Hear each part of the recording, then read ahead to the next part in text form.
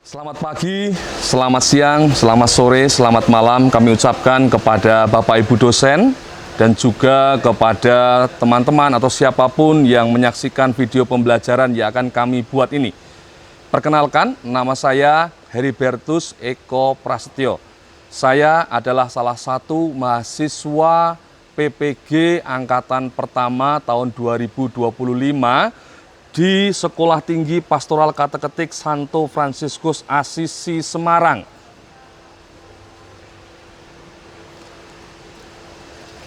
Dengan nomor induk mahasiswa PPG saya 251042000.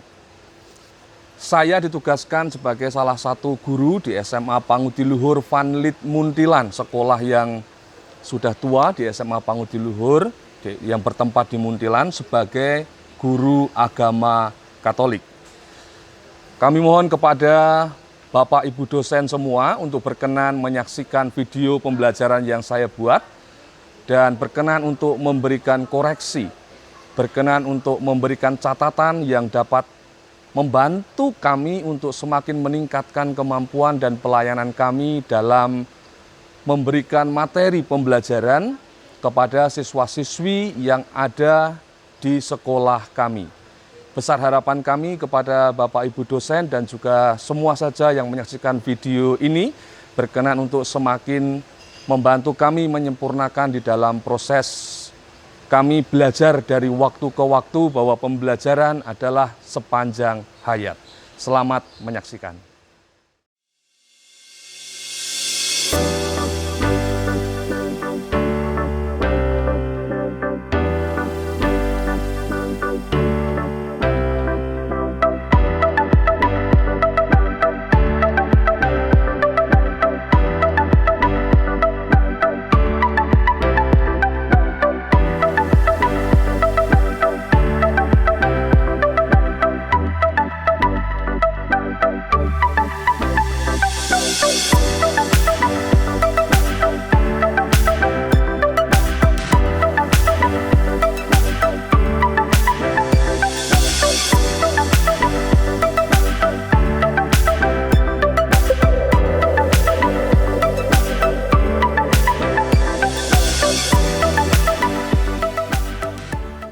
Selamat pagi teman-teman. Bagaimana kabarnya hari ini? Belum mantap. Bagaimana kabarnya hari ini? Oke, terima kasih. Saya mau cek kehadiran dulu. Adakah yang tidak hadir pada pagi hari ini? Hadir semua? Hadir semua. Baik. Baik, kita akan memulai pembelajaran kita, teman-teman yang terkasih. Kita akan hari ini belajar melanjutkan materi kita yang kemarin. Ya, hari ini kita akan bicara mengenai dasar keterpanggilan gereja dalam membangun bangsa dan negara. Kenapa gereja harus terlibat? Kenapa gereja tidak mengurusi saja bidang-bidang rohani? Kenapa gereja harus mau ikut campur tangan dalam semua permasalahan dunia? Dan gereja itu siapa? Kita, layak ya. Dasar keterpanggilan kita untuk membangun bangsa dan negara. Sampai di sini jelas? Pengantarnya ya, oke. Apa yang mau kita pelajari? Ya, yang kita pelajari adalah salah satu elemen di dalam pembelajaran agama Katolik adalah tentang masyarakat. Jadi kalian sudah di kelas 3 sudah belajar tentang saya sebagai citra Allah, saya yang unik, saya yang kelebihan dan kekurangan. Masih ingat ya ulangannya begitu sulit dulu ya. Nah di kelas 1, kelas 2 kita bicara tentang gereja. Gereja itu punya sifat-sifat, punya tugas-tugas. Gereja itu punya ajaran sosial yang harus kita lakukan dalam hidup kita sehari-hari. Nah, kita sekarang akan bicara mengenai masyarakat. Dan dari elemen masyarakat ini dibagi, subelemennya adalah perwujudan iman dalam hidup bersama di tengah masyarakat sesuai ajaran dan tradisi gereja Katolik. Kemudian subelemennya dibagi menjadi 3 teman-teman. Yang pertama adalah dasar keterpanggilan gereja dalam membangun bangsa dan negara yang akan kita bahas pada kesempatan kali ini. Kemudian akan dilanjutkan pada pertemuan selanjutnya tentang tantangan dan peluang umat Katolik dalam membangun bangsa dan negara. Serta bagian yang C adalah membangun bangsa dan negara seturut kehendak Tuhan. Jadi itu gambaran tema yang akan kita bicarakan. Nah, sebelum kita mulai, sekolah kita adalah sekolah adiwiyata. Maka perhatikan kalau ada di sisi kananmu, sisi kirimu, atau di... Oke, semuanya beres? Nggak ada sampah di sekitar kita? Baik, terima kasih. Kalau begitu, Funlit harus selalu bersih dan rapi. Tujuan pembelajaran kita mau seperti apa? Tujuan pembelajaran kita adalah bahwa peserta didik memahami dasar keterpanggilan gereja dalam membangun bangsa dan negara. Jadi saya tahu kalau saya berperan dalam masyarakat, membangun gereja, membangun bangsa dan negara, itu dasarnya apa? Gereja punya dasar, dan nanti Pak Eko akan memberikan beberapa. Masih banyak yang bisa kita gali, kita temukan dari pembelajaran kita nanti ya. Dan bagaimana saya dan kamu ikut berperan aktif dalam pembangunan sebagai perwujudan iman. Jadi iman tanpa perbuatan adalah iman. Kali ini kita akan menggunakan namanya materi PBL. PBL itu apa? Problem Based Learning. Jadi kita akan melihat sesuatu tema ini dari salah satu atau dari masalah yang Pak Eko coba berikan.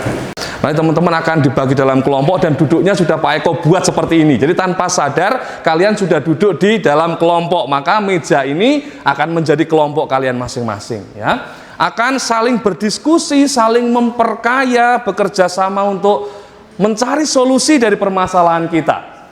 Kemudian yang ketiga, kita akan melakukan penyelidikan. Penyelidikannya apa? Nah, kalau kemudian kita bekerja untuk membangun bangsa dan negara, dasarnya apa? Nanti kita akan melakukannya di poin yang ketiga. Kemudian yang keempat, kita mulai mikir, oh saya sudah tahu dasarnya ini, dan saya harus terlibat. Maka kita wujud nyatakan sebagai sebuah solusi. Kemudian yang kelima, kita akan menganalisa dan mengevaluasi proses pemecahan masalah itu. Jadi teman-teman nanti bisa saling berbagi. Maaf, tampilanku seperti itu kurang ini, kayaknya perlu ditambahkan ini, cakupannya harus begini, seperti itu ya. Baik, sebelum kita mulai teman-teman, mari kita mulai dengan doa terlebih dahulu ya. Allah Bapa dan Putra dan Roh Kudus. Allah Bapa penyayang umat manusia, segenap ciptaanmu bersyukur di hadapanmu. Kami umat pilihanmu yang mendiami ranah air ini, dalam segala keberagaman bahasa, suku, bangsa, dan kekayaan alamnya, bersujud di hadiratmu. Ya Bapa, dalam perjalanan kehidupan bangsa dan negara kami ini, bantulah kami selalu, agar dari hari ke hari, kami semakin bersatu hati mewujudkan kesejahteraan umum demi kepentingan bangsa kami. Terangilah hati dan budi kami, agar tidak berpandangan sempit, namun terbuka pada sesama. Ajari kami untuk bergandengan tangan, membangun negara dan bangsa kami, tanpa pengecualian demi Kristus yang mengasihi semua orang, dan telah wafat menebus dosa manusia, dan bersekulah Roh Kudus hidup kini dan sepanjang segala masa. Amin. Dalam nama Bapa dan Putra dan Roh Kudus. Amin. Baik, terima kasih Tristan sudah berkenan untuk memimpin doa pada kesempatan kali ini. Teman-teman, kita akan mencoba mengingat materi kita sebelumnya. Sebelum kita masuk dalam pertemuan ini, kita sudah belajar mengenai dialog, dialog dan kerjasama antar umat beragama dan berkepercayaan pada suatu pokok bahasa tentang membangun persaudaraan sejati. Dan kita sudah mencoba memahami bahwa kita tidak perlu mencari-cari perbedaan yang ada dan menjadikan sebagai sumber masalah ya. Tapi kita mencoba mencari titik temu dari berbagai macam perbedaan yang ada dalam agama itu untuk kita bisa bekerja sama. Maka kita kemarin sepakat bahwa kita perlu melakukan yang namanya dialog kehidupan ya. Kamu orang Jawa atau kamu orang Sunda, kamu agamanya Muslim atau kamu agamanya Buddha, kamu Katolik atau kamu Islam. Tapi panggilan kemanusiaan itu yang akan memanggil kita untuk melakukan dialog kehidupan. Kenapa? Karena semua manusia adalah citra Allah. Saya akan memulai untuk membicarakan tentang tema kita. Simpel, saya akan memulai dengan beberapa pertanyaan teman-teman. Pertanyaan yang pertama ini, menurutmu benarkah ada pemisahan urusan antara duniawi dan rohani? Kalau saya titik di sini dulu, kira-kira pandanganmu bagaimana? Benar nggak kalau kita mengadakan pemisahan antara yang duniawi dan juga yang rohani? Karena apa yang kita lakukan di dunia ini itu seharusnya sejalan dengan rohani kita. Jadi kayak apa yang kita perbuat itu sesuai dengan apa yang sudah diajarkan oleh Tuhan dan apa yang nantinya akan kita. Ketika kita menjalani kehidupan kita harus ada keseimbangan di mana kehidupan duniawi kita dan rohani kita harus jalan. Misal kita tuh sama kayak pernyataan tadi, iman tanpa usaha dalam hati. Jadi ketika kita berusaha di dunia, kita juga harus tetap berusaha untuk menerapkan diri kepada Tuhan. Apakah gereja hanya harus mengambil peran di dalam rohani saja? Karena dia mengajarkan kasih, pengampunan, dia mengajarkan yang baik-baik itu? Atau gereja bukan hanya bicara tentang itu, bukan hanya mencari kehidupan setelah kematian, tetapi juga di kehidupan ini? Menurut kalian gimana? Lebih setuju mana? Oh, nggak tahu. Ada yang bisa bahasa lain selain bahasa Indonesia? Untuk Bapak kami? Indonesia. Mundus, yo, mundus, yo, mundus, yo. Yo, mundus. Coba. Ya. Sebatas ya Pak? Ya. Bapak kami. Alia manami jadi Alia manami na di Badua Gijang, saya di Parbadia Magoarmu, saya Roma Harajaunmu di Badua Tawon, songon di Badua Gijang. Lewat matu ami hanguluan siap hari, sesama dosa nami, songon panesan nami, didongan nomor dosa tu kami, unang kay palwa mahami, siya pangago, ay hodon aku na harajon, doh tagogon, salering ni lereng. Amin. Tepuk tangan dulu. Ya. Harusnya itu bisa meniru apa yang beliau sampaikan pada kesempatan ini, ya. Baik.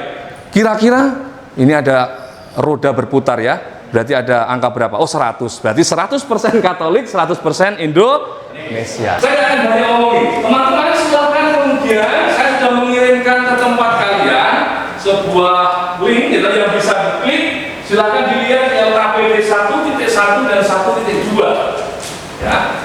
Teman-teman akan membaca riwayat dari Sugiyo, Monsinyur Sugiyo Pranoto yang mengajarkan tentang 100% Katolik, 100% Indonesia.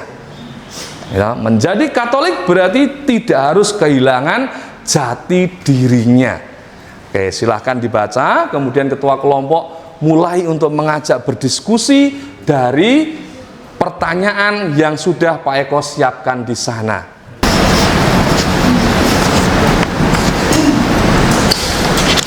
Berarti Monsinyur Sugiyo Pranoto itu orang Jawa, kemudian mengembangkan imannya melalui budaya Jawa. Ini mirip dengan siapa?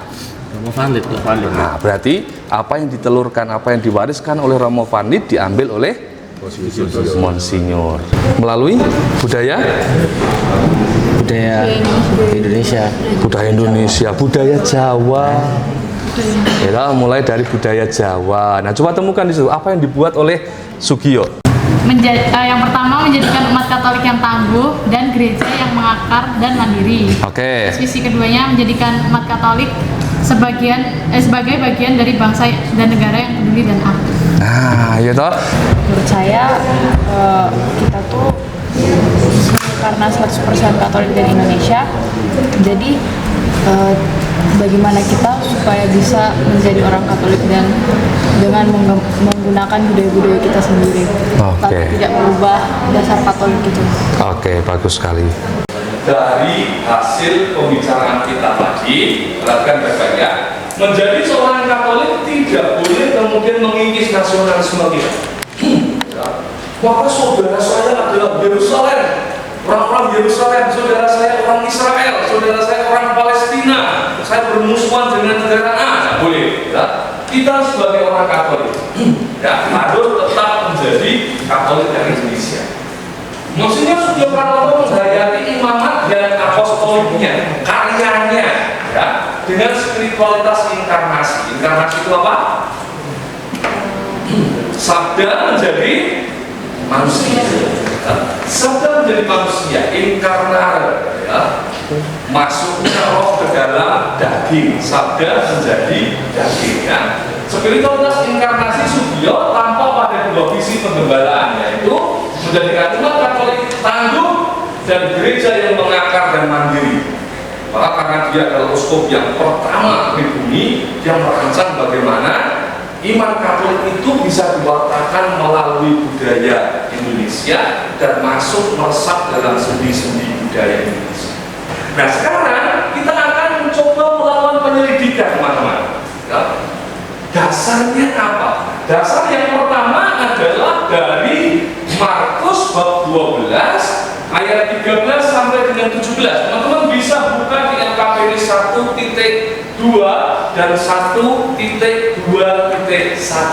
Saya minta satu orang untuk membaca.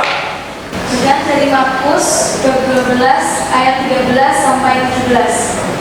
Kemudian disuruh beberapa orang Farisi dan Herodian kepada Yesus untuk menjerat dia dengan suatu pertanyaan. Orang-orang itu datang dan berkata kepadanya, "Guru, kami tahu engkau adalah seorang yang jujur, dan engkau tidak takut kepada siapapun juga, sebab engkau tidak mencari muka, melainkan dengan jujur mengajar jalan Allah dengan segala kejujuran. Apakah diperbolehkan membayar pajak kepada Kaisar atau tidak? Haruskah kami bayar atau tidak?" Tetapi Yesus mengetahui kemunafikan mereka, lalu berkata kepada mereka, "Mengapa kamu mencobai aku? Bawalah kemari suatu dinar supaya kulihat." Lalu mereka bawa.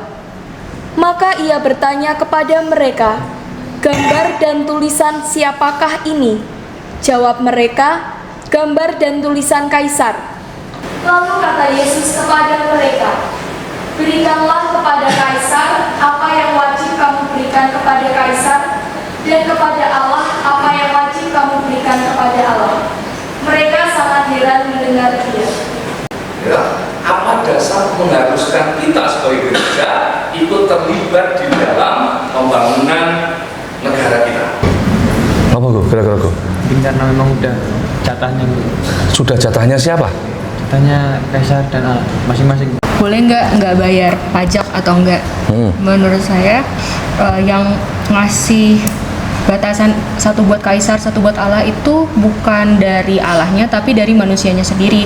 Kalau yang diberikan kepada Kaisar karena mereka kan warga negara sana kan, jadi mereka punya kewajiban buat bayar uang pajak. Ya pajak, dan kepada Allah karena mereka umat beriman, karena mereka umat beriman makanya mereka juga harus punya ke kewajiban Allah. ke Allah. Karena saya dari Allah maka saya punya kewajiban juga memberi kepada Allah. Karena saya bagian dari negara maka saya juga punya kewajiban untuk membangun negara melalui pajak yang harus saya bayarkan. Yang keras, usah ditutupi nanti cantiknya hilang. Kalau misalkan itu bukan tuntutan tapi lebih ke kewajiban. Kalau kewajiban itu kan datangnya dari diri sendiri kan. Bagaimana kita bayar pajak itu sebenarnya bukan tuntutan tadi, tapi karena kita menikmati infrastruktur yang diberikan oleh negara, kan kita juga memiliki kewajiban untuk membayar kembali sehingga infrastruktur yang sama itu bisa dipakai dengan banyak orang. Ketika kita berbagi dengan sesama itu kan berarti kita melakukan pelayanan. Oke. Berarti kesadaran yang muncul dari jawaban yang dibuat oleh Yesus dalam diri kita kemudian memunculkan bahwa saya sudah menikmati apa yang negara berikan. Saya hidup di dalam negara di mana saya berada sekarang, maka tugas saya ikut berpartisipasi membuat semuanya menjadi lebih baik.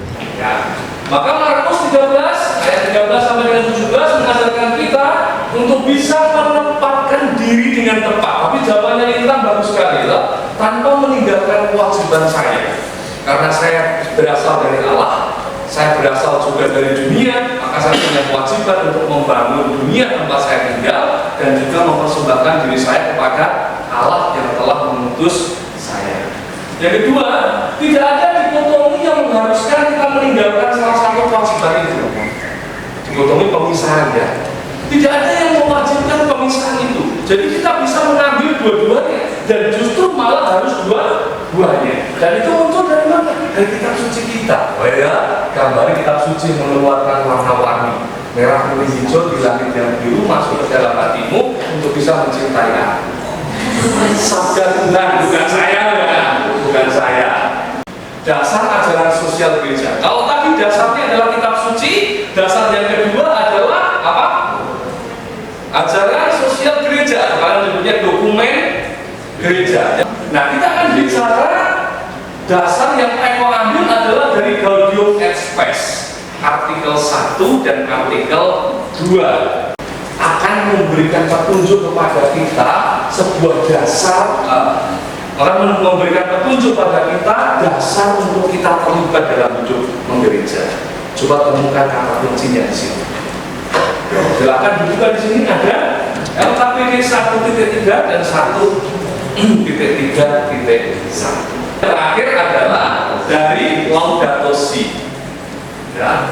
Nah, sekarang saya tanya, Gaudium et Spes itu siapa yang mengeluarkan? Paus, ya, Paus sopo, ya. Lupa Pak. Laudato Si siapa yang mengeluarkan? OTB. Oke. Silakan dibaca. Cewek itu baca. Oke. Sudah dibaca semua? Dosa. Sementara mengikuti Roh Kudus adalah sebuah kebaikan. Kenapa kok sekarang gereja berubah kata-katanya? Karena dasarnya tetap sama. Yang keras coba. Dasarnya apa? Karena umat Kristiani di sini disebutkan umat Kristiani diciptakan dan dilestarikan oleh cinta kasih Sang Pencipta. Jadi ya cinta kasih itu diwujudkannya dengan kita bertindak di dunia itu sendiri. Oke. Kemudian coba kamu temukan di situ ya. Temukan di situ bagaimana gereja melihat dunia pada Gaudium et Spes yang kedua itu. Berada dalam perbudakan dosa. Awalnya gereja melihat bahwa dunia ada dalam perbudakan dosa. Kemudian setelah itu apa yang dibuat? Dibebaskan oleh Kristus. Nah, gereja yang berdosa itu sudah dibebaskan oleh Kristus. Nangkep di situ? Berarti sekarang jadi apa? Jadi bebas. Jadi kudus. Maka kemudian layak untuk kita kemudian bisa melihat atau ikut terlibat di dalam gereja. Karena gereja yang dulu berdosa sekarang sudah menjadi gereja yang tertebus oleh Kristus. Nangkep pemahaman sampai sini ya, bab yang kedua ya. Coba. Kenapa? Keselamatan ya. Jadi gereja itu bisa menjadi terang dan garam. Nah, terang dan garam itu menerangi dunia, permasalahan dunia itu. Sehingga dunia atau semua orang itu akan terbawa pada keselamatan. Oke ya, paham ya bagian ini ya. Kemudian Gaudium et Spes artikel 2 menjelaskan bagaimana dunia yang dulu berdosa, jatuh dalam dosa telah diselamatkan oleh Kristus dalam pengorbanannya. Hal ini menunjukkan bahwa Allah selalu mencintai manusia, bahkan sampai dengan sekarang ya.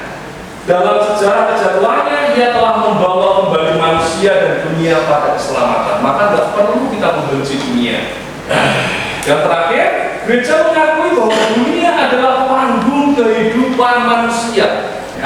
Laudato Si melihat itu sebagai rumah. Jadi kalau kita melihat sebagai rumah, sebagai as a home, maka tidak bisa kita membangun rumah yang sebelah sisi dibangun dengan cara menghancurkan rumah sebelahnya lagi. Sekarang teman-teman saya beri kesempatan untuk berdiskusi. Silakan mulai membuat produknya. Sekarang membuat produknya. Saya beri waktu di kisaran 5 menit. Silakan diskusi.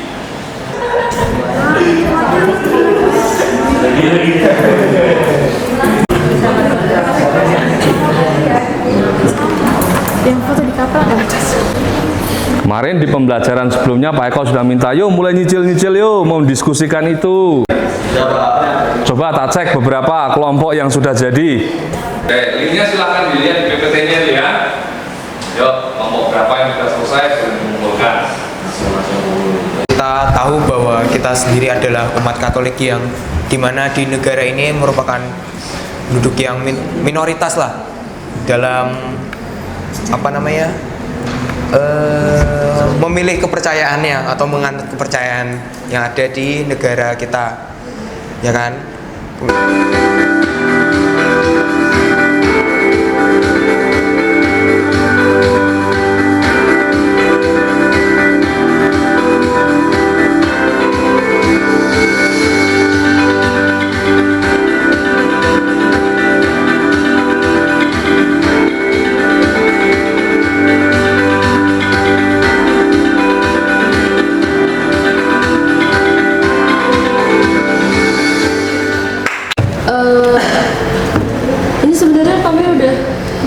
satu lagi Pak. Tapi kayaknya masih jadi refresh. Oh ya, enggak apa-apa. Cuman yang di kami benerin tuh cuman yang aku bersua itu jadi aku bersuara. Jadi kita ini diajarkan melalui materi ini bahwa sebagai orang Katolik dan orang Indonesia kita pun juga harus terlibat dalam aksi pembangunan negara. Foto kita ketika berkumpul bersama-sama. Jadi maksud dari kami di sini adalah kami tuh hidup nggak sendiri. Terus habis itu kami mengambil judul sebenarnya itu di bawah ada kami tulis Ora et Studia. Jadi artinya adalah berdoa dan belajar. Nah itu filosofinya adalah kita membuat kehidupan kita seimbang antara pembelajaran, iman dan juga kebersamaan. Jadi itu yang mau diwartakan bahwa hidup itu harus seimbang antara ini untuk pewartaan anak-anak seusia kalian dia maksudnya. Belajar dan juga berdoa. Oke, terima kasih. Beri tepuk tangan dulu. Kita lanjut ya, teman-teman ya. Kita lanjut. Yang pertama, gereja dan dunia adalah ibarat dua sisi mata uang. Tadi Pak Eko sudah jelaskan ya. Gereja sudah mengenali dirinya sebagai sakramen, tanda Allah menyelamatkan dunia. Berarti kalian itu harus kelihatan nih. Rani, kehadiran Rani bagi saya itu adalah tanda Allah yang menyelamatkan saya. Gitu? Kehadirannya Remundus itu jangan menjadi kutuk bagi orang lain, ya, tapi menjadi berkat bagi saya. Dalam Gaudium et Spes artikel 1 dikatakan bahwa apa yang dialami oleh dunia menjadi keprihatinan dan kebahagiaan kita. Maka kita nggak bisa lepas tangan dari apa yang terjadi di dunia. Ya. Kemudian yang kedua, artikel Gaudium et Spes artikel kedua mengatakan bahwa dunia dipandang secara sebelah mata dulu. Dunia itu jahat, dunia itu kotor, dunia itu buruk. Tapi kehadiran Kristus yang menyelamatkan menjadikan dunia layak untuk kemudian diperhatikan. Laudato Si melihat bagaimana rumah bersama. Universe is a home for us. Rumah yang homey untuk kita, maka jangan kita hancurkan. Ya? Caranya apa?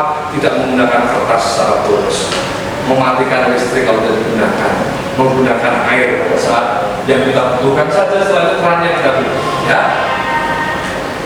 Nah, kita masuk ke refleksi. Silakan teman-teman masuk ke sini. Saya hanya butuh kalian membuat centang. Tak, tak, tak, tak, tak. Ya. Nathan sudah selesai.